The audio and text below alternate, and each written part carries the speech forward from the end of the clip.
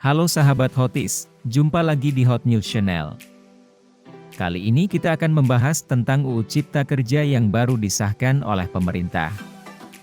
Seperti diketahui, Dewan Perwakilan Rakyat, DPR, telah mengesahkan rancangan Undang-Undang Cipta Kerja pada 5 Oktober 2020, meski dalam proses pembahasan antara pemerintah dengan parlemen diiringi protes.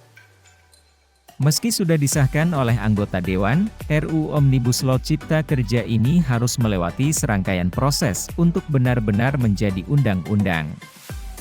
Alurnya, ketika RUU disetujui DPR dan wakil pemerintah, selanjutnya diserahkan ke Presiden untuk dibubuhkan tanda tangan dan terdapat keterangan pengesahan serta diundangkan dalam lembaga negara. Jika RUU tersebut tidak ditandatangani oleh Presiden dalam kurun waktu paling lama 30 hari terhitung sejak RUU disetujui bersama, maka RUU tersebut sah menjadi UU dan wajib diundangkan oleh Kementerian Hukum dan Hak Asasi Manusia, Kemenkumham. Pengertian Omnibus Law. Omnibus Law adalah sebuah konsep yang menggabungkan secara resmi, amandemen, beberapa peraturan perundang-undangan menjadi satu bentuk undang-undang baru. Ini dilakukan untuk mengatasi tumpang tindih regulasi dan memangkas masalah dalam birokrasi, yang dinilai menghambat pelaksanaan dari kebijakan yang diperlukan.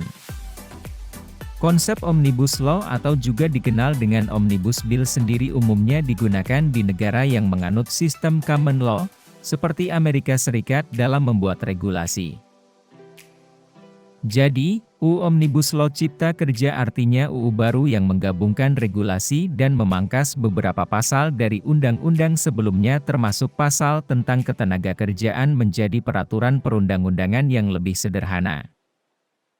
Dengan adanya UU Omnibus Law Cipta Kerja ini, maka UU Nomor 13 Tahun 2003 tentang Ketenagakerjaan, UU Ketenagakerjaan, tidak berlaku lagi.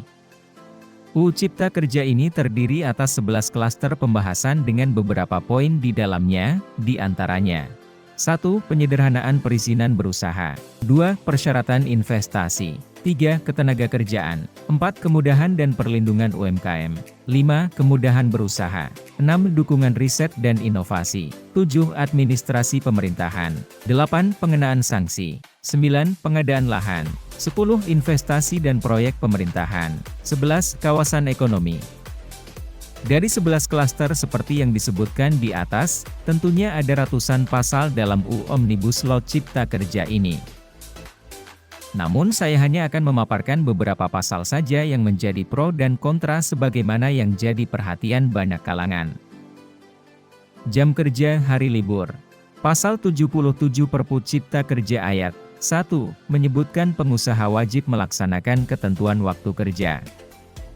8 jam kerja di luar 1 jam istirahat atau 40 jam kerja per minggu diwajibkan memberi libur 2 hari per minggu. Sedangkan untuk jam kerja 7 jam per hari di luar 1 jam istirahat maka diwajibkan mendapatkan libur 1 hari per minggu. Status pekerja karyawan. Pasal mengenai PKWT yang ada di UU Ketenagakerjaan dihapus. Tidak ada ketentuan yang mengatur tentang syarat pekerja waktu tertentu, PKWT, atau pekerja kontrak. Artinya, tidak ada batasan aturan pekerja bisa dikontrak alias status kontrak tanpa batas. Pesangon. 1. Dihapusnya uang penggantian hak. 2. Dihapusnya uang penghargaan masa kerja.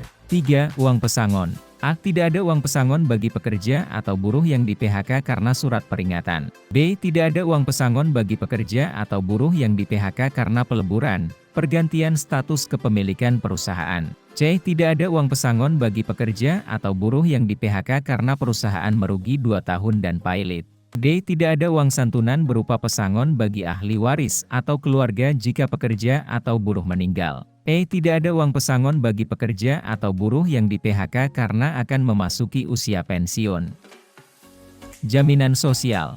Dihapusnya sanksi pidana bagi perusahaan yang tidak mengikut sertakan pekerja, buruh dalam program jaminan pensiun. Tidak ada sanksi pidana bagi perusahaan yang tidak mengikut sertakan pekerja, buruh dalam program jaminan pensiun. Ditambahkannya pengaturan program jaminan sosial baru, yaitu jaminan kehilangan pekerjaan, yang dikelola oleh BPJS Ketenagakerjaan Perusahaan berdasarkan prinsip asuransi sosial. Nah, itu semua poin-poin di dalam UU Cipta Kerja yang menjadi pro dan kontra. Bagaimana menurut kalian? Komen di bawah ya, dan see you di next video.